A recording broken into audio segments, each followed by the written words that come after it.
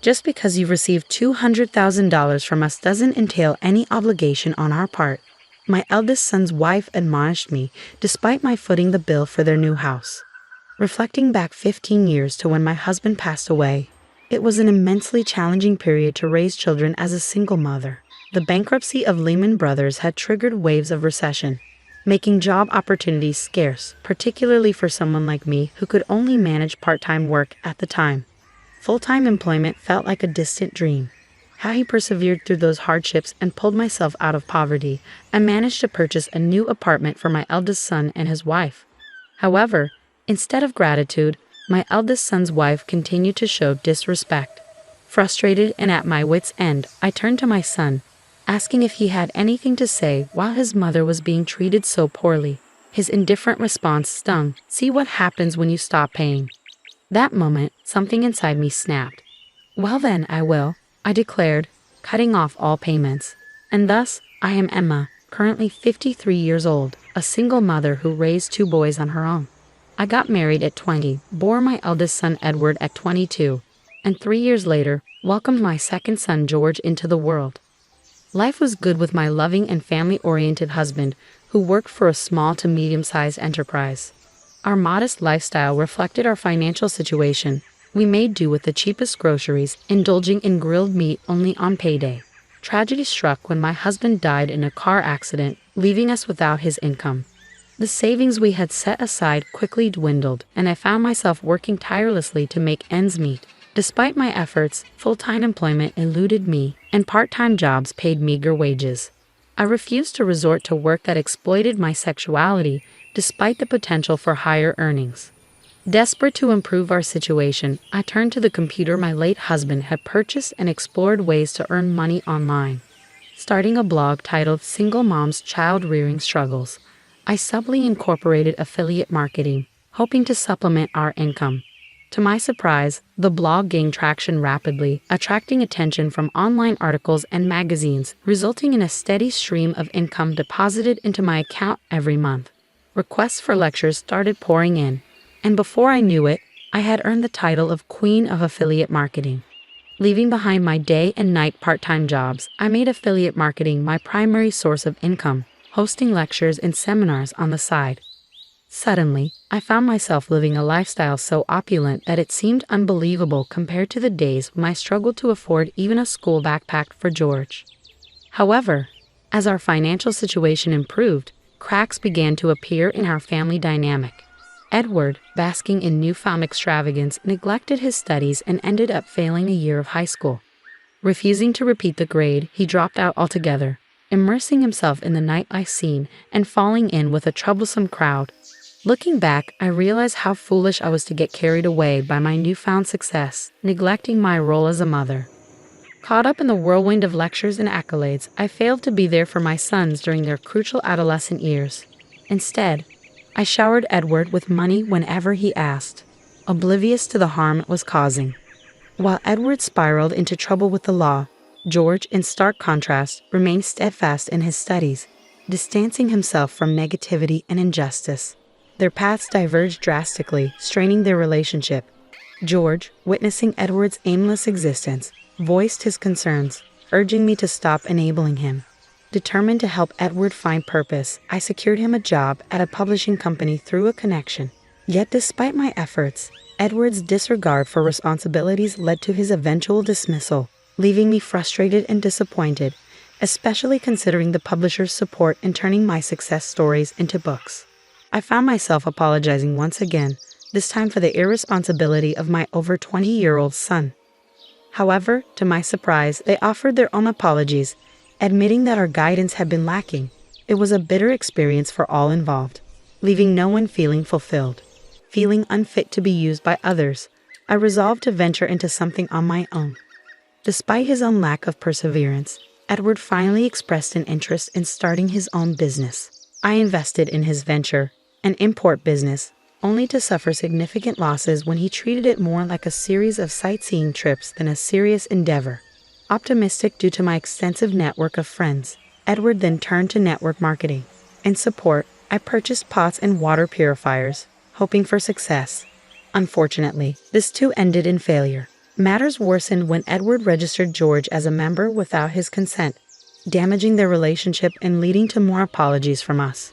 Despite these setbacks, Edward met a woman through his network marketing efforts and began discussing marriage and future plans.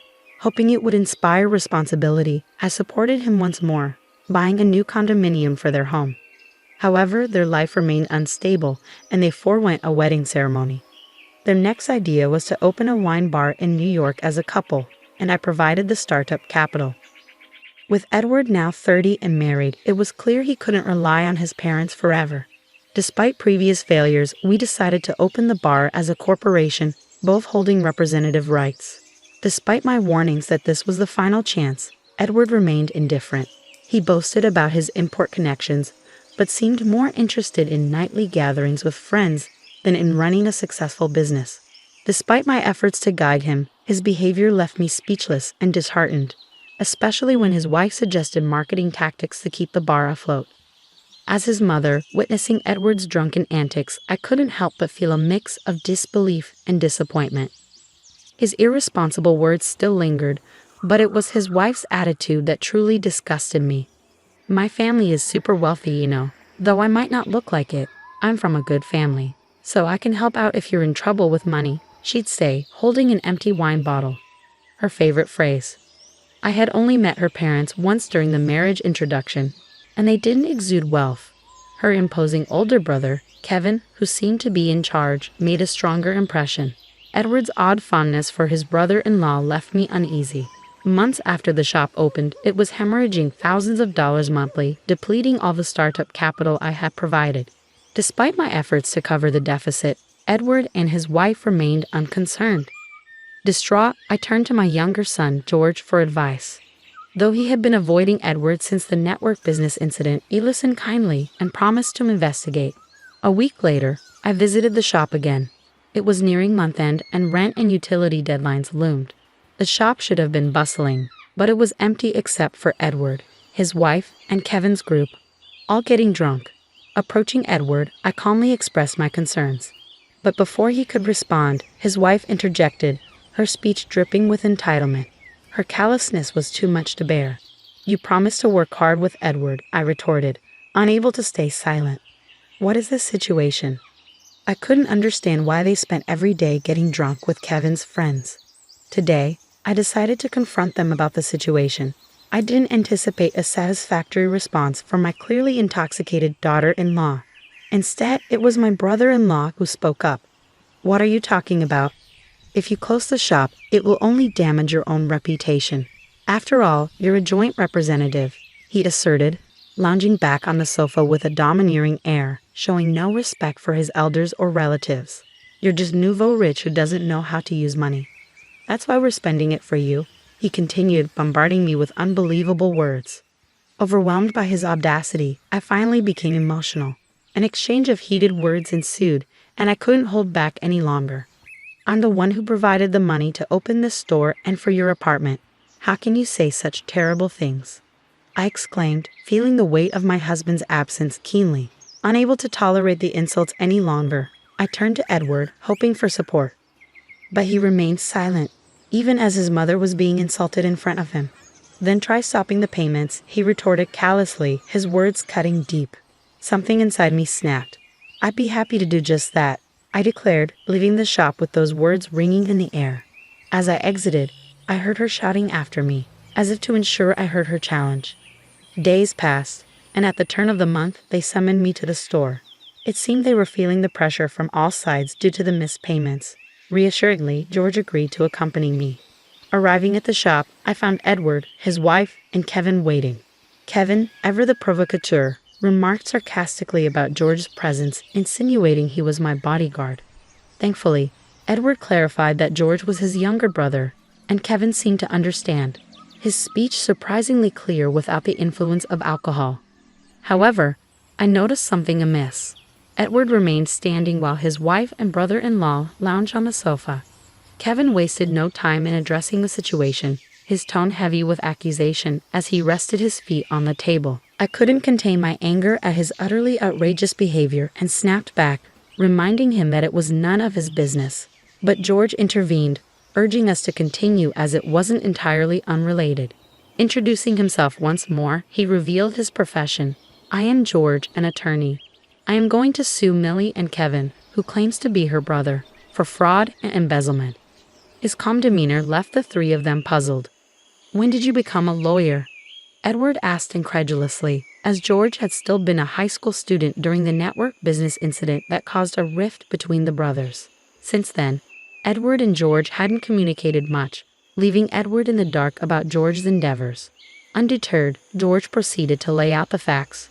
Firstly, Millie, you and Edward are living together in the apartment purchased by our mother, and you're working together in a store financed by her.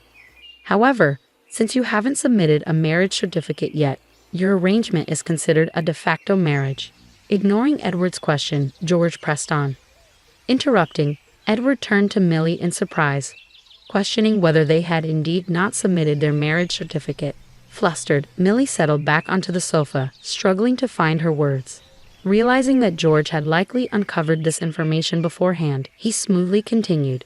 In addition to that, Millie, you have been in an intimate relationship with Kevin for a long time and have been cohabiting with him right before you started living with my brother. Edward's expression shifted from surprise to annoyance. Wait, is it true, bro? He demanded, finally grasping the gravity of the situation. I couldn't help but glare at him as George laid out the damning evidence. And aren't you staying at Kevin's house several times a week even now? This means you are in a state of de facto marriage with him as well.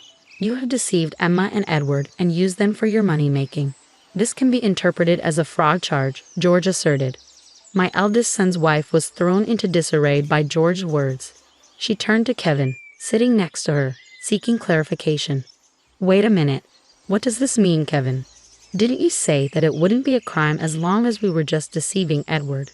Millie admitted, out of sorts with George's accusations, revealing that she had deceived Edward at Kevin's instruction. Her admission left me astounded by her simple-mindedness. George continued to press the issue.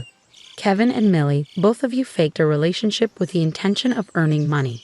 Emma would not have bought an apartment if she knew the truth. So you owe her monetary damages, George stated firmly, leaving no room for doubt. Kevin, finally grasping the severity of the situation, radically changed his attitude and began to apologize, even prostrating himself in contrition. But George wasn't finished. Aren't you reselling the expensive wine you bought in this store on your personal website? That's embezzlement, and it's pretty severe, George pointed out, impressing me with his thorough examination of the store's accounts.